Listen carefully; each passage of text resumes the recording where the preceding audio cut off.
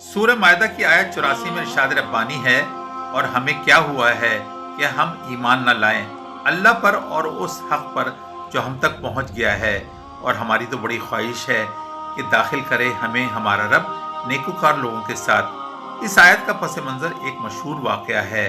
मक्के के मुसलमानों ने 2 मरतबा हबशा हिजरत की। यहाँ पर नजाशी बादशाह की ईसाई हुकूमत थी, और यह आयत हबशे में रहने वाले ईसाइयों के बारे में ही नाजिल हुई है।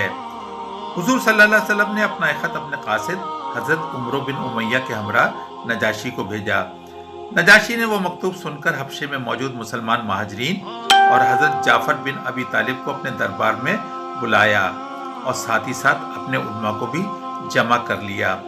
हजरत जाफर को कुरान पाक पढ़ने का हुक्म हुआ, और आपने सूरह मरियम की तिलावत फरमाई।